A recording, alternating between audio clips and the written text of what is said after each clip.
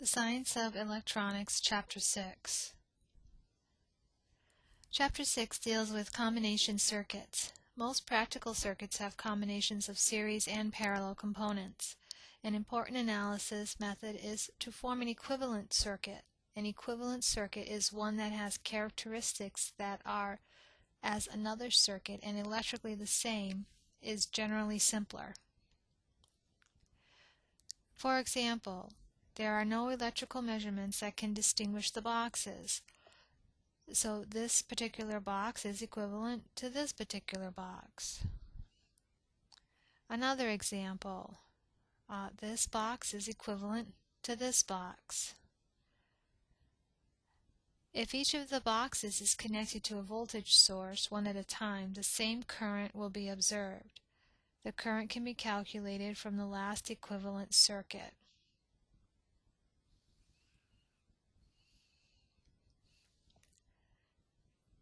If the second equivalent circuit is in the box, what is the current in each resistor? Here we have the 10 volts across two resistors. The resistors are connected end to end, which means they're parallel. This really isn't a combination circuit because there isn't anything in series, but what they're trying to show you is that you have, through this resistor, you have 10 volts across 3.7K, which is 2.7 milliamps. You have 10 volts across the 4.7K resistor, which gives 2.13 milliamps for a total current of 4.83 milliamps. Now if they take that one step further and say, well, instead of the 3.7, that resistor was really made up of two resistors in series. So the two series resistors, R1 and R2, are in parallel with R3. You need to add the resistors in this branch and then put it in parallel with the 4.7 in order to find total resistance. But they're also showing you that once you have the current in this branch here, for instance, in a series circuits have the same current. If there's 2.7 milliamps through R1, there's also 2.7 milliamps through R2. You can easily take voltage 1, which would be across resistor 1, and say it's the current, I12, or 2.7 milliamps times 1K, which gives 2.7 volts. The 2.7 volts here, Kirchhoff's voltage law would apply, which would have to be subtracted from 10, and that will give you the voltage drop across R2. R3 just has 10 volts because it's in parallel. Kirchhoff's voltage law and Kirchhoff's current laws can be applied to any circuit, including combination circuits. For example, applying Kirchhoff's voltage law, the path shown will have the sum of 0 volts.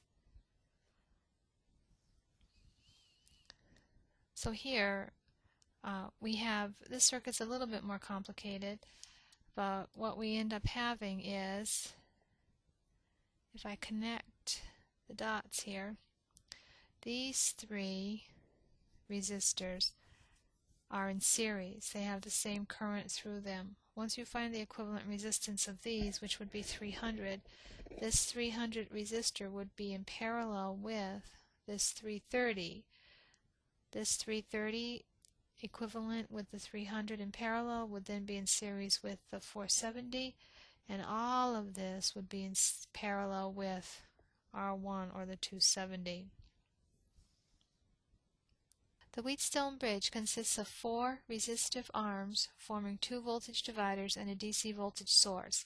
The output is taken between the dividers. Frequently, one of the bridge resistors is adjustable. When the bridge is balanced, the output voltage is 0, and the product of the opposite diagonal arms is equal. What is the value of R2 if the bridge is balanced? When solving Wheatstone bridge, you just need to set up a proportion.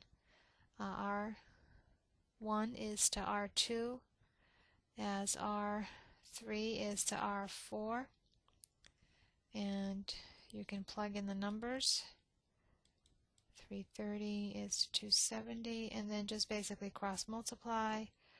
R2 times 330 is equal to 470 times 270, and then divide by 330.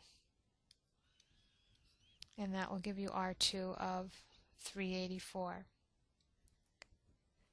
Equivalent circuit is a circuit that responds electrically the same as another circuit and is generally simpler than that of the original circuit.